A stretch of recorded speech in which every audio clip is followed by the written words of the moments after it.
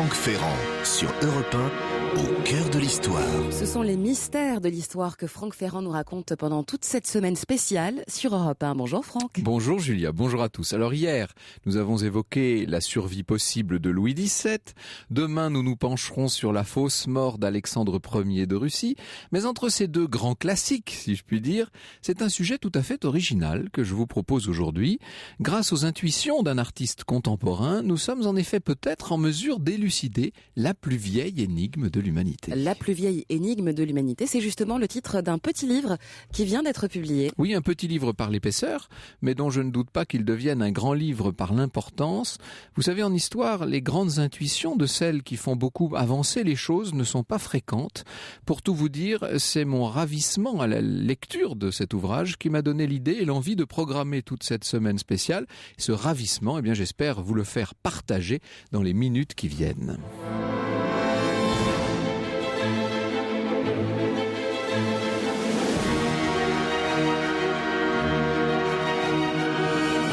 De 13h à 14h sur Europe 1, au cœur de l'histoire.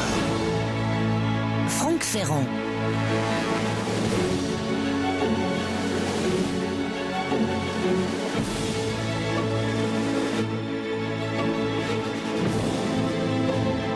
Que c'est en voyant tomber une pomme que Newton a eu l'intuition de la gravitation universelle. Eh bien, c'est en venant border un soir son fils de 8 ans que Bertrand David a eu l'intuition qui devait changer sa vie et peut-être, c'est en tout cas ce que je lui souhaite, la conception que se fait la communauté savante des représentations préhistoriques. Vous savez, nous connaissons tous depuis l'enfance, nous admirons tous depuis les bancs de l'école ces chevaux pensus, profilés, ces taureaux aux longues cornes, ces mammouths, ces rhinocéros plus vrais que nature, et ces rennes, et ces bouquetins, et ces bisons, et ces fauves même qui, peints, dessinés ou gravés, ornent depuis la nuit des temps, je devrais dire la nuit de la nuit des temps, les parois mystérieuses d'Altamira, de Lascaux, des grottes Chauvet ou Cosquer. L'art pariétal, comme on l'appelle, remonte à près de 20 000 ans. Vous savez que personnellement, je ne crois pas du tout à la datation sensationnaliste qui voudrait faire remonter plus loin encore dans les temps les chefs-d'œuvre de la grotte Chauvet. Enfin, ça c'est un autre sujet, ce serait une autre énigme. Il nous suffira de dire que toutes ces représentations animalières remontent au Paléolithique supérieur, c'est-à-dire qu'elles appartiennent à une époque qui va de 35 000 à 10 000 ans avant notre ère. Les artistes qui les ont dessinées, peintes ou gravées sont sans aucun doute les plus anciens artistes possibles. Rien que de dire ça, ça me donne des frissons. J'espère que c'est votre cas également. Or, tous ces chefs-d'œuvre, dont pour le moment nous n'avons retrouvé qu'une part infime sans doute, combien de fresques fabuleuses dorment encore dans des grottes perdues, inexplorées, tous ces trésors d'art pariétal ne vont pas sans poser de nombreuses questions. Alors je vous en propose quelques-unes. Pourquoi seulement des animaux d'abord? Si l'on accepte les contours de mains que l'on peut trouver parfois et quelques très très rares exemples pour le reste, essentiellement pas d'humains en pied, pas de végétaux, pas de relief, pas de décor. Pourquoi ces animaux sont-ils presque toujours dupliqués, répétés? Et pourquoi très souvent se chevauchent-ils, débordent-ils les uns sur les autres? Vous avez la tête d'une vache dans les pattes d'un cheval. Pourquoi ces figures animales sont-elles toujours représentées de profil, de la même façon d'ailleurs, et comme saisies dans une sorte de mouvement suspendu? Pourquoi ce contraste entre un contour harmonieux, souvent même parfait, et cela, quelles que soient les aspérités et les accidents de la paroi rocheuse, ce contraste donc entre un beau contour et un placement nettement plus fantaisiste des yeux, des oreilles, voire des taches du pelage? Et puis, pourquoi cet emplacement souvent inaccessible des œuvres au sein des grottes elles-mêmes qui sont difficiles d'accès? Depuis quelques semaines, je dis bien quelques semaines pour que vous mesuriez à quel point nous vous donnons la primeur des choses, ces questions et pas mal d'autres, vous allez voir, ont enfin trouvé des réponses. Je n'ai pas la légitimité, évidemment, pour affirmer que ces réponses sont les bonnes. Je sais néanmoins, et d'ailleurs je sais qu'elles sont très contestées par pas mal de personnalités, qui regrettent peut-être de n'avoir pas eu depuis longtemps l'idée ou l'intuition géniale de Bertrand David. Mais en tout cas, ce sont des réponses convaincantes, ou plutôt, c'est une réponse convaincante. Car ce qu'il y a de magnifique dans l'idée que nous allons maintenant vous exposer, c'est qu'à elle seule, elle apporte une réponse plausible à toutes ces questions en même temps. À propos des peintures et des gravures rupestres, nous allons donc, dans l'heure qui vient, tâcher de répondre à la question du comment, et cela nous donnera des éléments pour envisager la question plus fondamentale et plus passionnante encore, du pourquoi. L'histoire sur Europe 1, c'est avec Franck Ferrand. Avec votre invité Franck sur Europe 1, Jean-Jacques Lefrère est historien des lettres et auteur avec Bertrand David de la plus vieille énigme de l'humanité. On en parlait tout à l'heure. Elle est disponible chez Fayard. Bonjour Jean-Jacques Lefrère. Bonjour. Alors habituellement, vous venez, soit ici ou soit ailleurs, parler de l'affaire Corneille-Molière, qui est un de vos grands sujets. Vous avez d'ailleurs publié avec M. Goujon un très beau livre sur le sujet. Aujourd'hui, vous avez prêté votre connaissance historique, votre méthodologie, votre capacité à aborder un sujet de ce genre à quelqu'un qui, lui, n'avait pas ces éléments-là. Expliquez-nous comment s'est faite cette collaboration avec Bertrand David. Alors, je connaissais Bertrand David de longue date, puisqu'il est artiste, et je l'avais sollicité pour des illustrations, pour des revues dont je m'occupais, comme les Cahiers Lautréamont ou la revue Histoire littéraire. Et c'était il y a à peu près 20-25 ans. Et il y a à peu près un an, il me contacte en me disant, voilà, je m'intéresse beaucoup à l'histoire de l'art, je le savais, je suis artiste, etc. Et je travaille sur les dessins des grottes préhistoriques que je n'explique pas bien dans l'histoire de l'art. Alors je lui dis, voyons ce qu'il en est. Et donc on s'est rencontrés, il m'a présenté le dossier, l'hypothèse, les éléments. Et ma réaction a été d'ailleurs celle qu'ont aujourd'hui d'ailleurs les préhistoriens eux-mêmes. C'est-à-dire au début on est surpris parce qu'une explication finalement aussi simple, pourquoi a-t-il fallu presque un siècle pour la trouver, la comprendre, oui, c'est ça. Et surtout explique-t-elle l'ensemble. Enfin, je suis passé par une phase de scepticisme réfléchi, mais je me suis dit l'explication quand il y a sur cette énigme des dizaines d'explications, c'est qu'aucune n'est valable. Et une qui arrive et qui résout l'ensemble des questions posées par les préhistoriens eux-mêmes mérite d'être étudiée. C'est pour ça que j'ai travaillé avec lui justement pour apporter la méthodologie scientifique, mais il avait déjà eu l'intuition de départ. Bien sûr. Alors si j'ose cette image, on peut dire que cette intuition a été lumineuse. Alors pour nous expliquer cette intuition et pour expliquer en gros, en quelques mots, l'idée qu'a eu Bertrand David, le mieux c'est de l'avoir au téléphone, parce qu'il n'a pas pu être avec nous ici dans ce studio, mais nous l'avons au téléphone. Bonjour Bertrand David. Bonjour. Alors expliquez-nous ce qui se passe. Un jour, vous montez dire bonsoir à votre fils qui a 8 ans, il y a une veilleuse dans sa chambre, et là d'un seul coup vous avez la révélation. Oui, alors il faut savoir quand même que cela faisait quand même plusieurs mois, voire plusieurs années que je m'étais penché sur ces fascinants dessins que l'on trouve à Chauvet, à Lascaux, dans de nombreuses autres grottes, et qu'au départ c'était une idée un petit peu simple. Je cherchais une idée de scénario pour essayer de trouver une approche un peu originale, un peu fantaisiste de l'examen de ces dessins. Et puis, de fil en aiguille, j'ai vraiment lu tout ce que je pouvais trouver sur le sujet, et l'idée me travaillait en disant il y a quelque chose à trouver, il y a quelque chose qui nous échappe et qui est commun à toutes ces représentations. Et effectivement, un soir, en montant border mon fils, bien sur le bord de sa table de chevet, après quelques moments complices, on discute. Au moment d'éteindre la lumière, je regarde. Sur le bord de cette table de chevet, il y a des petites figurines en plastique, comme il en traîne souvent dans les chambres. Un dinosaure en plastique, dites-vous, hein? Oui, un dinosaure ou un diplodocus, quelque chose comme ça.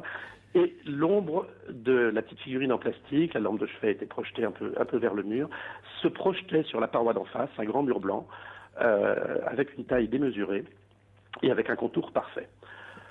Donc, d'un seul coup, j'ai eu une espèce de vision. Au départ, je me suis dit, non, c'est idiot, ça peut pas être ça. Il y avait d'autres figurines qui traînaient sur le sol, notamment des petits chevaux. Je les ai positionnées devant la lampe, et là, pour moi, c'est apparu comme évident que la projection d'ombre portée sur une paroi, même sur une paroi tourmentée, permet de fixer sur le mur quelque part une image réaliste, et pourquoi pas de la contourner par le dessin. Alors ça, c'est l'intuition initiale, mais évidemment, vous avez ensuite mené des expériences, c'est-à-dire que vous avez pris des petites figurines qui ressemblaient aux dessins préhistoriques, hein, et vous les avez projetées, et vous avez sur toutes sortes de supports, parfois très irréguliers, très peu propices, vous avez réussi à dessiner des contours parfaits de taureaux, de bisons, de mammouths. C'est ça qui est extraordinaire. Entre les deux, il y a quand même une étape intermédiaire, c'est-à-dire que j'avais écarté un peu l'idée en disant, bon, c'est une idée amusante, mais il aurait fallu que les hommes préhistoriques disposent de petites figurines. Oui, voilà. Et en ouvrant des encyclopédies de la préhistoire un peu anciennes, je me suis aperçu que des figurines de ce style-là avaient été retrouvées. Non pas dans des grottes ornées, mais dans des grottes de la même époque. et qu'il en existait, c'est-à-dire que sous forme de fragments évidemment, on avait existait des dizaines, quoi. On avait retrouvé ces figurines de projection, Oui. mais on avait cru que c'était des amulettes simplement, hein, ou des Elles petits. avaient peut-être plusieurs fonctions, mais, Voilà. mais pourquoi pas, outre celle de la projection, peut-être ça avait-elle d'autres fonctions, hein, de porte-bonheur, de carte d'identité, de ce qu'on veut. En tout cas, elles se prêtent parfaitement bien au phénomène de la projection qui permet de dessiner à tous les formats que l'on souhaite. Ce que vous avez découvert vous-même, c'est qu'il faut évidemment que le projecteur lui-même, la lampe, Oui. soit adapté. C'est-à-dire que les hommes préhistoriques en question devaient disposer d'une lampe d'un certain niveau déjà. Alors, on a trouvé dans des grottes, à Lascaux par exemple, un brûloir en grès, en grès rose. On dispose de pas énormément d'éléments sur les modes d'éclairage qu'ils avaient. On a des foyers, on a des torches, ou des restes de mouchage de torches, qui laissent entendre qu'ils avaient quand même à leur disposition une grande gamme d'éclairage. Alors, généralement, c'était de la graisse animale ou de la graisse peut-être végétale qui pouvait être utilisée. Mais les quelques essais que j'ai faits de mon côté avec différents types de lampes m'ont montré qu'on pouvait varier très facilement l'intensité de la flamme et la taille du dessin à volonté pratiquement. Merci beaucoup Bertrand David de nous avoir fait partager cette intuition que vous avez eue. Comme l'œuvre de Christophe Colomb, c'est tout simple, le tout était d'y penser. Europe 1, au cœur de l'histoire.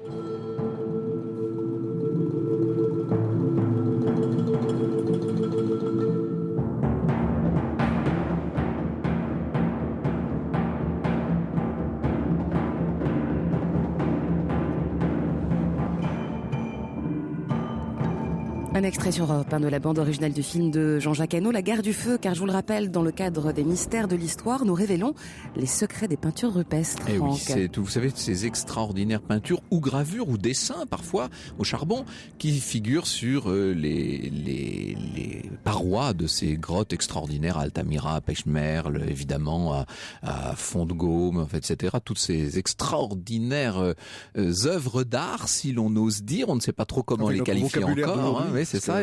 On dit aujourd'hui œuvre d'art. Ouais. En tout cas, ces représentations qui sont presque toutes des représentations animales, Pour l'immense qui se majorité, ressemblent de façon incroyable dans des régions pourtant très distantes et très différentes, et qui ont l'air finalement de procéder toutes de la même technique. Et cette technique, c'est tout récent. Alors, ce qu'il faut dire, parce que vous avez dit tout à l'heure que depuis plus d'un siècle, personne n'y avait pensé.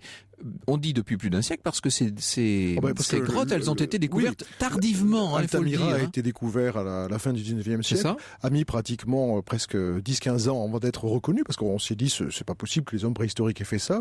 Quant Et à celle qu'on appelle la chapelle Sixtine de la préhistoire, oui, Lascaux, ouais. elle n'a été découverte qu'en 1940. Je raconterai ça tout à l'heure. Tout à fait, oui. Non, je veux dire, c'est l'art pariétal n'est de connaissances assez récentes. Un siècle, c'est très peu. Et au début, d'ailleurs, les préhistoriens de l'époque n'ont pas cru à l'authenticité de ces dessins. Oui, Ils on a ont cru dit que c'est c'était des peintres du Moyen-Âge qui avaient fait ça, etc. Il a fallu la découverte d'autres grottes pour montrer que, à travers le temps et surtout la distance, comme vous l'avez dit, ces grottes étaient absolument authentiques. Alors, je rouvre pour la fermer aussitôt, la petite parenthèse de la grotte Chauvet. On a déjà consacré plusieurs émissions ici au sujet. Évidemment, la communauté scientifique aujourd'hui, en tout cas en France, affirme que les peintures de la grotte Chauvet sont extrêmement anciennes. Personnellement, je n'y crois pas et je suis beaucoup plus de l'avis d'un certain nombre de spécialistes anglais et américains sur le sujet. Mais fermons la parenthèse, nous n'allons pas entrer aujourd'hui dans ce débat. Ouais. L'essentiel, c'est de savoir comment on procédait. Alors, ça c'est très étonnant. Bertrand David vient de nous le raconter, mais il faut que vous le redisiez pour les auditeurs, soit qui prendraient l'émission en cours, soit qui n'auraient pas tout à fait compris le mieux, de quoi il s'agit. C'est d'assister à la scène, finalement. Imaginons ces hommes préhistoriques, qui étaient des hommes comme nous. Je veux dire, les Cro-Magnons avaient notre intelligence, notre savoir-faire là-dessus, donc ils avaient des capacités imaginatives, tout ce que l'on veut. Et donc, imaginons l'homme préhistorique qui rentre dans une caverne. Qu'est-ce qu'il a ? Il a une torche, une petite lampe, graisse, huile, etc. Et qu'est-ce qu'il voit sur les murs de ces cavernes profondes, froides ? Il voit des grandes ombres. Et avec lui, il a pu amener ce qui pouvait être des insignes de clan, c'est-à-dire des figurines qui montraient tel animal, un bison, un mammouth, etc. Et il lui suffit de poser le mammouth sur une pierre, de mettre à côté la petite lampe de graisse, et qu'est-ce qu'il voit sur le mur ? Un immense mammouth dont il ne lui reste en quelques secondes qu'à dessiner le contour parfait. ce qui explique la multiplicité de ces dessins et leur réalisme absolu. Et après, il coloriera l'intérieur avec des moyens qu'il avait, il en fera une véritable œuvre d'art.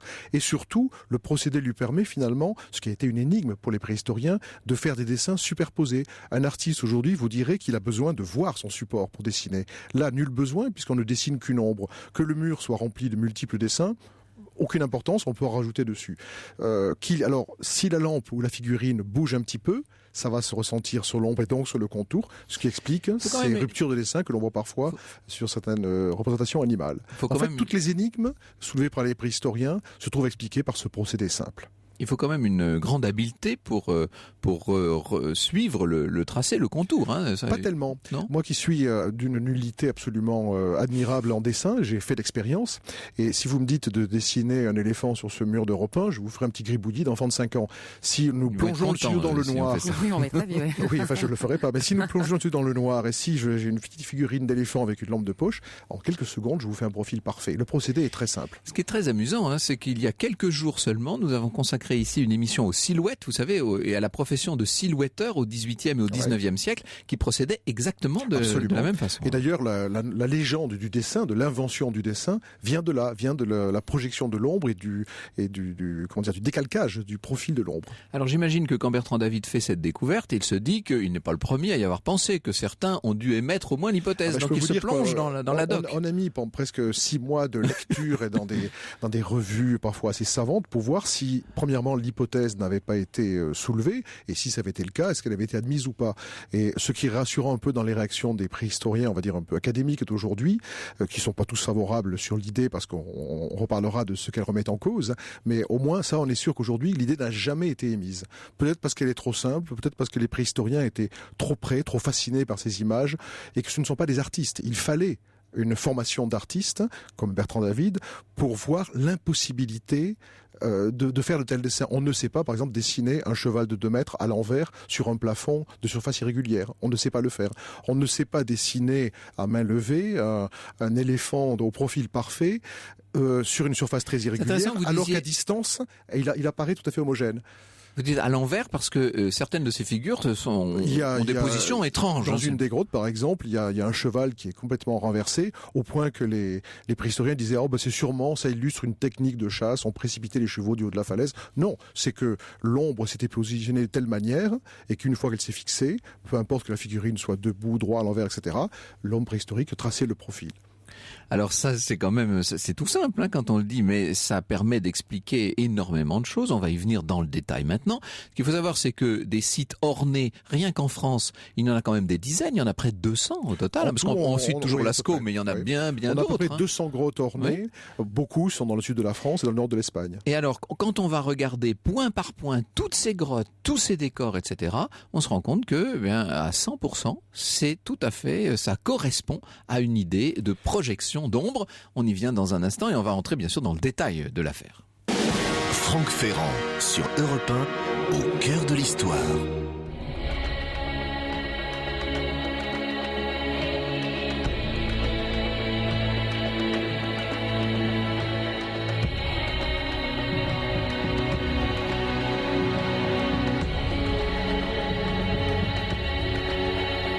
Un extrait de la bande originale du film documentaire de Jacques Malater, L'Odyssée de l'espèce, Franck. Et oui, puisque nous sommes à la préhistoire, alors là on est au Paléolithique supérieur, hein, aux alentours de 20 000 ans avant notre ère, un petit peu moins peut-être, dans toutes ces grottes nombreuses qui sont décorées d'animaux, et ces animaux donc seraient tout simplement réalisés grâce à des projections d'ombre à partir de petites figurines. Et ces figurines, comme nous le disait Bertrand David au téléphone, on en a retrouvé un certain nombre. Quelques-unes qui sont qui datent de la même époque. Alors ce qui serait intéressant, sur le même territoire, il y en a, elles sont bien sûr en très mauvais état, dégradées. On a même retrouvé au fond d'une grotte des figurines en argile qui n'avaient pas encore été extraites. Ah oui. Et alors, est-ce que ces figurines, on a pu en faire correspondre quelques-unes à des modèles sur le mur? Ça, ce serait l'idéal, ce serait la démonstration totale. Ce serait une chance, un hasard absolument extraordinaire que telle figurine corresponde à tel dessin. Mais leur nombre est suffisamment grand et surtout leur fonction était assez inexpliquée pour justement faire un lien avec ces dessins. Alors ça pourrait, on dit que cette hypothèse permet de répondre à bien des questions. Ça permet notamment de répondre à la grande et fondamentale question de la transmission du savoir-faire. Ouais. C'est-à-dire que que sur des zones géographiques éloignées pour les moyens Des milliers de l'époque, kilomètres, des milliers de kilomètres, évidemment, une vie, quoi. colossal. Ouais. Et d'autre part sur des périodes très étendues, plus ou moins en tout cas étendues, sur plusieurs millénaires. Milliers d'années, Oui, voilà. absolument. Ouais. Le même savoir-faire se retrouve. Et pour que ce savoir-faire se transmette, il faut qu'il soit simple. En l'occurrence, c'est le cas. Alors c'était les préhistoriens avaient dû échafauder une thèse, parce que quand même la question que vous posez, ils se l'étaient posée, et ils avaient conçu l'idée qu'il y ait eu des sortes de Léonard de Vinci de la préhistoire, Oui, oui. avec une sorte d'école où certains élèves auraient transmis ça, etc. On avait plaqué nos schémas. Voilà, modernes, je veux dire, alors il aurait fallu quelques milliers de Léonard de Vinci qui se transmettent ça, qui voyagent dans le temps, etc. Bon, l'hypothèse n'allait pas trop. Ensuite, il y a l'hypothèse la plus récente, mais qui elle-même est contestée par une bonne partie de la communauté préhistorienne, c'est de dire que c'était des chamans en transe qui auraient mis ces images mentales. Bref, la transmission n'était pas expliquée. Tandis que là, le procédé que je vous ai expliqué, vous pouvez le transmettre, l'expliquer à quelqu'un d'autre. Là, on vient de l'expliquer à quelques milliers d'auditeurs, donc je veux dire, ils peuvent eux-mêmes le transmettre. Donc, il fallait que ce soit un procédé simple, aisément reproductible et qui traverse le temps. Et c'est pas du tout déprécié ces hommes préhistoriques. Au contraire, ils ont eu une sorte de génie d'avoir utilisé ce procédé, d'avoir su le transmettre. On ne leur reprocherait pas aujourd'hui d'avoir inventé l'arc et les flèches, par exemple. C'est un procédé simple aussi qui a traversé le temps. Oui, vous faites bien de le préciser parce qu'évidemment, l'une des critiques parmi les nombreuses, j'imagine, qui vont vous être adressées, ça va être celle-là. On va dire, mais alors vous dévalorisez le savoir-faire, le talent propre des hommes préhistoriques. Pour moi, ces images qu'ils ont mises là-dedans, et je crois que Bertrand David a exactement le même jugement là-dessus, ça les rend beaucoup plus proches de nous, finalement. Plutôt que de concevoir des Léonard de Vinci mystérieux, des artistes géniaux, etc., rarissimes, etc. Là, c'est tout simplement des hommes comme nous qui ont su faire grâce à un procédé simple, mais très ingénieux, ces dessins que nous trouvons encore aujourd'hui admirables. Alors un de nos auditeurs nous demande via Facebook, mais comment stabiliser les flammes, puisque seule une flamme stable permet d'avoir un contour fixe? Alors il y a une réponse très simple, et qui explique d'ailleurs que les dessins se voient tous au fin fond des grottes et jamais à la surface, c'est-à-dire qu'il faut qu'il n'y ait aucun souffle, aucun courant d'air. Et Bertrand David a fait des expériences in situ, si je puis dire, avec des lampes. Alors c'est très particulier, on pose la figurine, on pose la lampe à côté, il y a un temps où l'ombre se cherche. Et puis à un moment donné, la flamme devient stable. Elle se fixe, oui. Elle se fixe et l'ombre devient tout à fait silhouettable sur la paroi. Mais effectivement, si vous le faites près de l'entrée, il y a des courants d'air, ça ne se passe pas. Et ce qui répond aussi à une question des préhistoriens, pourquoi ont-ils délaissé des murs réguliers, lisses, près de l'entrée, pour aller au fin fond des grottes en rampant dans des surfaces très irrégulières? Il y a une deuxième réponse à cette question-là, mais nous y viendrons tout à l'heure, puisqu'elle ne relève plus du comment faire, mais du pourquoi l'avoir réalisé. Ça, c'est une grande question. Gardons ça pour la fin. Alors, on a compris maintenant comment on procédait, y compris avec cette histoire de projection et de lampe. On a compris pourquoi les figures on donne l'impression de flotter, oui. Pourquoi elles peuvent se superposer, pourquoi elles se situent donc assez loin dans les grottes. Il y a une chose que l'on n'a pas développée, c'est l'intérieur de la figure. C'est-à-dire que ça, c'est assez frappant. Sur un certain nombre de dessins préhistoriques, on a par exemple le contour d'une vache. C'est magnifique. On voit même très bien ses cornes et tout ça, et d'une élégance admirable, parfaite. Et puis l'œil est complètement mal placé au milieu du museau. Ce qu'on appelle les détails internes déçoivent. Ouais. On se dit, des artistes qui auraient eu une telle maîtrise du profil de l'animal auraient donc raté, alors pas seulement d'ailleurs l'intérieur de l'animal, aussi le rattachement des pattes ou de la queue, c'est flou, c'est mal fichu. On a l'impression qu'ils avaient parfaitement réussi le profil et médiocrement fait le reste des détails. Là aussi, ça s'explique. Le procédé leur permettait le profil, la silhouette, mais pas de dessiner les détails intérieurs qu'il faisait ensuite à la main directement, d'où cette maladresse relative de ces dessins. Alors, on en parle, on le sous-entend depuis le début de l'émission, évidemment, c'est un peu un pavé que vous venez de jeter dans la mare des préhistoriens. Un certain nombre d'entre eux ne doivent pas être très contents parce qu'il y a un problème avec tout ça. C'est que ça remet en cause à peu près tout ce qu'on croyait savoir depuis l'abbé Breuil et depuis un certain nombre d'autres grands spécialistes, je pense à Leroy-Gourand, etc.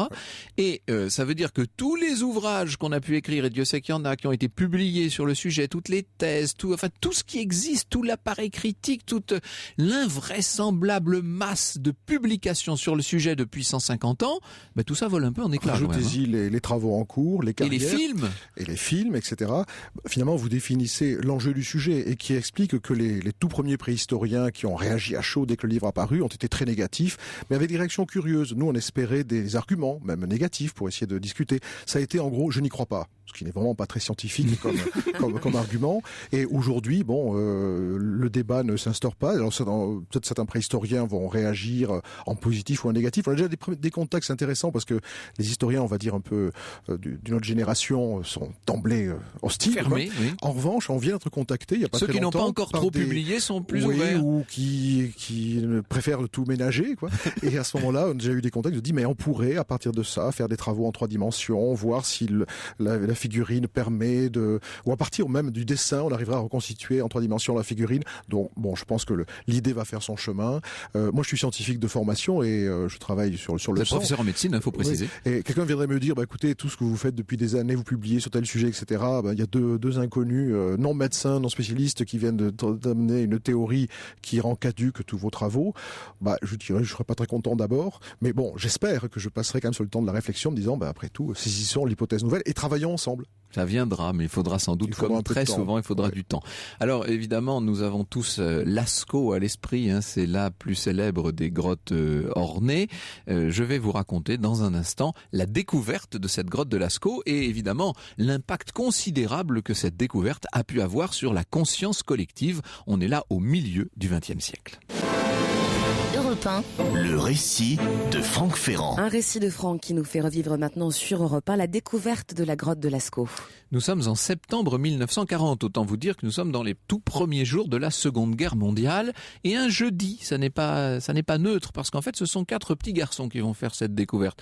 4 garçons du village de Montignac en Dordogne, qui se promènent sur les plateaux qui dominent à cet endroit la Vézère. Et à un moment, ils se rendent compte que leur chien a disparu. Alors, comme c'est une région de fort braconnage et qu'on est habitué à tendre partout des collets pour les lièvres, et on a toujours peur que les chiens se prennent dans un collet, vous savez, qu'ils s'étranglent. Donc on part à la recherche du chien et d'un seul coup, les enfants entendent des aboiements qui viennent d'en bas. Alors ils cherchent, ils écartent les buissons, ils descendent dans une espèce de couloir rocheux qui, après avoir été comme un goulot, finit par s'élargir. Et puis, d'un seul coup, alors, ils ont des allumettes parce on entend le chien qui aboie, mais il est dans le noir. Donc ils allument les allumettes et d'un seul coup se mettent à danser sur les parois des cerfs, des chevaux, des taureaux, des choses extraordinaires. Certains ont une taille gigantesque, ils ont l'air animés, ces animaux, d'une sorte de vitalité extraordinaire, des peintures si fraîches, avec des rouges si vifs, des noirs si nets, des jaunes aussi éclatants qu'on a l'impression qu'elles auraient été peintes il y a quelques jours. Ils sont émerveillés, ces enfants, et en même temps, mettez-vous à leur place, ils sont un peu effrayés par ce qu'ils viennent de découvrir. Ils s'en vont prévenir l'instituteur. Et oui, c'est ce qu'on fait dans ces cas-là. On prévient soit l'instituteur, soit le curé. Et en l'occurrence, l'instituteur va prévenir, lui, les autorités culturelles locales. Et qui alerte-t-on? Bien entendu, les services des Beaux-Arts vont informer l'abbé Breuil, qui à l'époque est, si j'ose dire, le pape de la préhistoire. Immédiatement, des mesures sont prises pour aménager la grotte, pour la protéger, pour rendre son accès aussi un peu plus facile, bien entendu. Et ce que Fernand Wendels va appeler la chapelle Sixtine de la préhistoire va être de plus en plus connue dans l'opinion. En quelques années, nous dit Marcel Brion, la renommée de Lascaux, le bruit qui s'est fait autour de cette découverte, l'exceptionnelle beauté aussi des peintures et le fait qu'elles soient d'accès aisé ont éveillé l'attention générale sur l'art préhistorique. On peut dire que d'un seul coup, le grand public vient de prendre conscience de l'existence tout simplement de cet art préhistorique. Alors ça, décidément, vous allez dire qu'aujourd'hui on détruit les mythes, mais ça c'est pour la légende. Parce qu'en vérité, en 1990, Jean Marsal, qui était l'un des 4 jeunes découvreurs et qui était devenu un vieux monsieur, bien sûr, va dire à André Thénault, qui écrivait un ouvrage dans Historia, qui écrivait un article dans Historia à ce sujet, il va lui dire: j'aimerais vous demander une preuve d'amitié. Lorsque je ne serai plus là et que vous parlerez encore de Lascaux, je voudrais que vous précisiez que contrairement à ce qui a été dit ou écrit, ce n'est pas par hasard que nous avons découvert cette grotte. Ce n'est pas en suivant un chien. Ce n'est pas non plus en jouant au ballon que celui-ci aurait roulé dans un trou. Ça, c'est ce que tout le monde a toujours raconté. Nous connaissions l'existence d'une cavité. Nous étions habitués à la présence de grottes dans la région et nous avions décidé de nous-mêmes d'aller l'explorer, cette grotte, en cachette de nos parents, bien sûr. C'était en outre un jeudi de septembre, donc double raison. Jeudi, c'était le jour de... Maintenant, c'est le mercredi que les enfants n'ont pas d'école, mais à l'époque, l'époque c'était le jeudi. Donc double raison pour ne pas nous accuser d'avoir fait l'école buissonnière, ainsi qu'on peut le lire dans tous les articles. Voilà encore une légende qui vole en éclats. Les enfants savaient très bien ce qu'ils faisaient, ils allaient découvrir la grotte parce qu'ils savaient qu'elle existait, tout simplement. Ce qu'ils ne savaient pas, c'est qu'ils allaient y découvrir les extraordinaires représentations, bien sûr. La grotte sera, ça c'est incontestable et historique, elle est classée le 27 décembre 1940, ouverte au public. Alors évidemment pendant la guerre on fait pas grand chose, et puis à la sortie de la guerre il y a de gros travaux, d'études, c'est réservé aux spécialistes bien sûr, et on ouvre la grotte au public le 14 juillet 1948. Il a fallu là de nouveau établir bien sûr des accès. Et alors, ce qui est étonnant, c'est que chaque année, dans les années 50 et même encore au début des années 60, chaque année, ce sont 50 000, 60 000 personnes qui visitent Lascaux. Ce qui fait que vous avez sans doute dans votre famille ou dans vos amis des gens qui ont visité Lascaux. Évidemment, aujourd'hui, c'est devenu très, très difficile. Il faut, si je puis dire, avoir le bras long pour avoir le droit d'y entrer, parce qu'évidemment, on s'est rendu compte que les bactéries proliféraient, que des algues vertes apportées involontairement constituaient pour les œuvres préhistoriques un danger majeur. Et l'on sait qu'actuellement encore, à l'heure où je vous parle, la grotte est, du fait d'un nettoyage assez mal fait il y a quelques années, elle est aujourd'hui encore en grand danger. En 1963, le ministre des Affaires culturelles, André Malraux, va donc décider de fermer cette grotte au public. Et vous savez que pendant longtemps, ça va être une frustration jusqu'à ce qu'on construise. Elle sera ouverte le 18 juillet 1983, cette espèce de Lascaux bis, une sorte de fac-similé qui permet de visiter la grotte comme si on y était, mais évidemment, la grotte qu'on visite est un faux. Elle a été faite par des architectes très très très pointus qui ont réussi à donner l'impression de la grotte, et notamment sous la conduite de la fresquiste Monique Pétral, à laquelle il faut rendre hommage parce qu'elle a fait un très très beau travail. Vous savez que cette grotte de Lascaux, elle fait l'objet en ce moment d'une très grande exposition internationale qu'on a pu voir à Bordeaux jusqu'au milieu du mois de janvier dernier et qui aujourd'hui est partie pour les États-Unis. On peut la voir à Chicago. C'est fou ce que les chevaux de Lascaux peuvent voyager.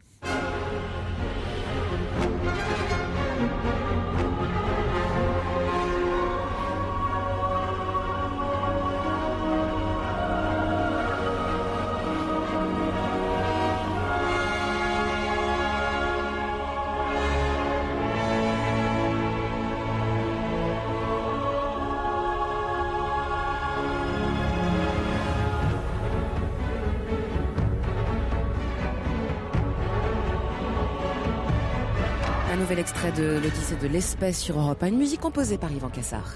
L'abbé Breuil, évidemment, a été le premier grand observateur, enfin l'un des premiers grands observateurs, pour être tout à fait honnête, de cette grotte de Lascaux. Et très vite, alors il est là à scruter les mammouths, les bisons, le rhinocéros ticorinus, le cerf, les cerfs élaphes, etc. Et il se rend compte qu'on peut reconnaître à Lascaux des familles de figures, en quelque sorte, qui doivent appartenir probablement à des époques différentes, en tout cas à des écoles différentes, ça c'est certain. Et il y a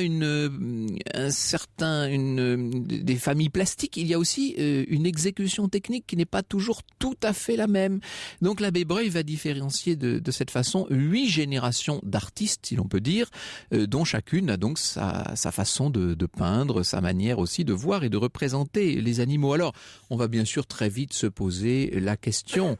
Je cite Marcel Brillon, ces chefs-d'œuvre d'art animalier que sont le grand taureau noir, long de plus de 5 mètres, de la grande salle, le cheval chinois du diverticule axial, ainsi nommé à cause de sa ressemblance avec les statuettes et les peintures de la dynastie Tang, les bêtes monumentales si émouvantes de la salle des taureaux, les bisons et les chevaux de la grande nef, tout cela est presque sans équivalent dans l'art universel. Cela paraît pris sur le vif.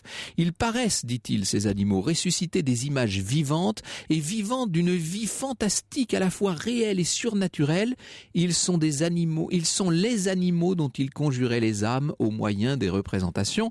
Finalement, très vite va naître l'idée que l'on aurait affaire à des sortes de témoignages d'anciens rites propitiatoires, une sorte de religion chamanique qui aurait, à travers les représentations figurant sur les parois, essayé, sinon d'apprivoiser, du moins de se concilier les esprits naturels. C'est l'idée majeure, c'est celle qui va dominer, et celle qui va dominer au point qu'aujourd'hui encore, il est extrêmement difficile d'évoquer une autre idée. Alors, il y a aussi la question de ce qu'on appelle l'homme mort. C'est un des morceaux les plus étranges, les plus impressionnants de l'art de Lascaux, cette figure humaine qui apparaît associée aux formes animales, qui se trouve dans ce qu'on pourrait dire le fin fond de la grotte, dans le sein des saints. À côté de l'homme mort se dresse un poteau surmonté d'un oiseau, poteau qui, c'est l'abbé Breuil qui l'a fait remarquer, ressemble au poteau funéraire de l'Alaska. On est dans le puits de la grotte, et à gauche de l'homme, une figure de rhinocéros qui s'éloigne, qui tourne le dos au combat qui aurait pu être fatal. Alors très vite, on va interpréter, on va dire attention, c'est très important. Jusqu'ici, on avait des animaux tout à fait séparés, tout à fait isolés, qui n'avaient, semble-t-il, aucun rapport entre eux, ou difficile à établir ce rapport. Et là, nous aurions peut-être l'amorce, l'esquisse d'une première représentation de scène. On peut dire que, à partir de là, ça nous amène à nous poser la véritable question, celle évidemment que se posent nos auditeurs, parce que là, Lorena vient de m'apporter une véritable pile de réactions que nous allons lire dans un instant. C'est la vraie grande question. Comment, admettons, peut-être par projection, c'est une très belle idée qui en tout cas explique bien des choses, mais pourquoi surtout ? Qu'a voulu représenter l'homme préhistorique sur les parois de ces grottes ? Eh bien, cette question du pourquoi, je vais la poser pour vous à Jean-Jacques Lefrère. L'histoire sur Europe 1, c'est avec Franck Ferrand. Nous nous intéressons jusqu'à 14h sur Europe 1 au secret des peintures rupestres, et Franck vient de faire le tri pendant la publicité de vos messages. Parce qu'alors il y a vraiment une avalanche de messages sur avis. Moi, ça prouve que ça fait réagir. La plupart des auditeurs sont très positifs. D'ailleurs, certains sont critiques. Alors, Dominique notamment nous dit, il fallait tout de même être très bon artiste et avoir des matériaux appropriés pour réaliser ces fameuses statuettes à partir desquelles seraient réalisées les ombres. Et comment, demande-t-il, ou elle, c'est Dominique, donc je ne sais pas, et comment fabriquer des cornes et des pattes sur un corps de vache de quelques centimètres? Oui, encore une fois, ces hommes-là avaient des dons artistiques qu'on ne conteste pas. Faire des figurines, par exemple, le fait qu'on en ait retrouvé atteste de leur art là-dessus.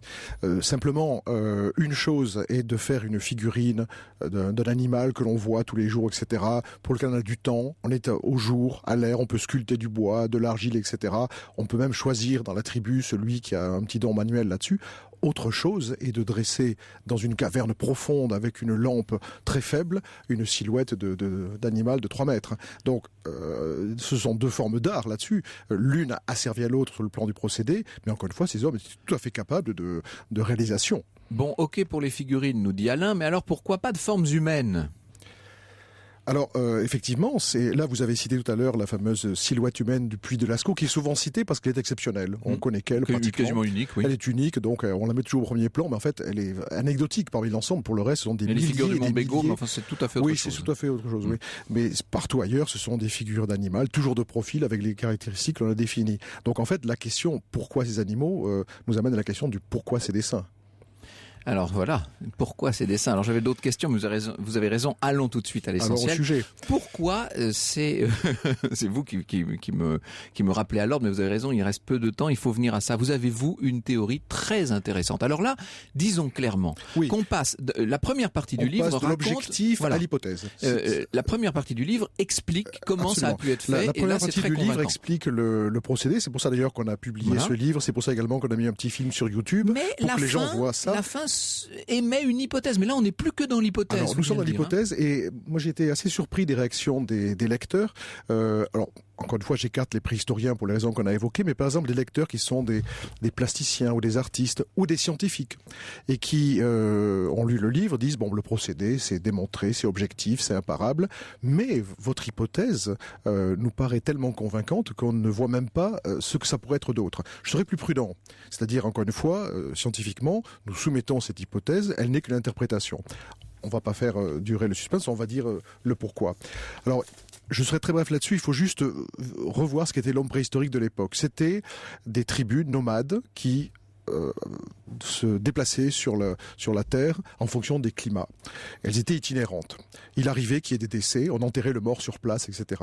Et l'idée qu'un mort soit enterré comme ça dans l'errance sur le chemin et qu'il ne reste rien comme souvenir, un marin perdu aujourd'hui, un ex-voto, devait sûrement préoccuper ces hommes-là. Vous avez employé le mot, ce que vous nous dites, c'est que ces figures pourraient être des ex-voto, c'est-à-dire des évocations du souvenir d'un mort ou de son esprit. Et quand la tribu revenait dans la région des grottes à la belle saison, eh bien un des rites était d'aller dans la caverne et de remplir le mur avec une figurine, une sorte d'ex-voto de souvenir, en utilisant le clan, le symbole du clan. Vous nous dites que ces figurines pourraient être l'emblème de chaque clan. Alors, il y aurait le clan des bisons, le clan des chevaux, le clan des Les sociologues vaches. qui ont travaillé sur la préhistoire l'admettent tout à fait. Les tribus vivaient en clans, qui étaient d'ailleurs assez réduits en nombre. Dès que ça devenait trop important, ils se scindaient en deux pour des raisons de survie. Et donc, c'était une démarche un peu religieuse de mémoire. Il y a une chose qui est capitale là-dessus, c'est que cette pratique des grottes ornées s'arrête net à un moment, la déglaciation. Quand l'homme cesse d'être itinérant et devient sédentaire, à ce moment-là, il a ses villages, il enterre ses morts sur place, il peut leur porter le culte des morts et n'a plus besoin d'aller dans les grottes. Et alors là, on pourrait d'autant mieux comprendre que certaines des figures se chevauchent les unes les autres, etc. Puisque s'il s'agit simplement de fixer quelque part le souvenir d'un mort ou d'évoquer son esprit en quelque sorte, c'est presque comme si j'ose dire, pardon, mais c'est presque comme un coup de tampon en quelque sorte. Et d'ailleurs, nous ne procédons pas différemment dans nos cimetières, où les concessions vieilles de 2 siècles sont effacées, mises ailleurs, etc. On fait des cénotaphes. En place, absolument, tout à fait. Et donc ce seraient des cénotaphes. Ce serait une sorte de... Alors il y avait peut-être aussi, dans l'esprit de ces hommes-là, les peurs que nous avons aujourd'hui du noir, des fantômes, etc., que l'esprit des morts vienne les hanter. Et le fait de les fixer sous la forme symbolique dans une grotte était aussi une manière de fixer dans le royaume de l'ombre, dans le royaume de la mort, ces esprits pour qu'ils ne viennent plus hanter les vivants. Encore une fois, c'est une hypothèse, mais si nous reconnaissons une constante dans toutes les civilisations humaines, il y en a une, c'est le culte des morts. Et souvent, ce qui nous reste, les civilisations perdues d'ailleurs, sont les tombeaux d'Égypte, etc. Donc, de ces hommes préhistoriques, finalement, ces images de Lascaux qui nous fascinent tant, est-ce que ce n'est pas ça l'explication? C'est-à-dire, pour eux, c'est l'image, on va dire, de nos aïeux, symbolique. Voilà. Une image éternelle et qui nous fait encore aujourd'hui rêver. Je suis archéologue, écrit Morgane, et jusqu'ici je n'avais jamais lu chez un spécialiste une interprétation qui m'ait convaincu. Le terme d'artiste m'est d'ailleurs toujours paru comme inapproprié, tout comme il m'a toujours semblé curieux cette habitude des préhistoriens de faire passer dans le domaine du rituel tout acte non compris. Pour la première fois, voici une explication qui me semble crédible et à laquelle je serais tenté d'adhérer, écrit-elle. Et puis vous avez fait des adeptes, puisque nous avons un message sur Facebook qui dit une grande découverte digne des plus grandes, même simple et terriblement efficace, qui remettent en cause tout ce que l'on croyait sur ces peintures rupestres. Merci pour cette belle émission. Alors vous êtes nombreux à nous remercier, tant mieux, je suis ravi. Sonia nous dit hier vous nous révéliez une énigme digne de roman. Aujourd'hui cette émission me donne envie d'essayer le merveilleux procédé préhistorique avec mes enfants. Et j'ai envie de dire mais vous verrez, demain ce sera encore bien plus extraordinaire. Demain nous allons vous faire rêver avec une très belle énigme aussi, peut-être une des plus étonnantes de toute notre histoire moderne. Revenons un instant à la préhistoire, la plus vieille énigme de l'humanité. C'est un ouvrage de Bertrand David et Jean-Jacques Lefrère. Vous avez compris que je vous le conseillais. C'est une explication tout simplement lumineuse pour un phénomène qui fascine, je crois, à peu près la planète entière, même s'il est concentré essentiellement à l'Europe, ce phénomène. C'est publié chez Fayard, la plus vieille énigme de l'humanité. Merci beaucoup, Jean-Jacques Lefrère. Merci beaucoup.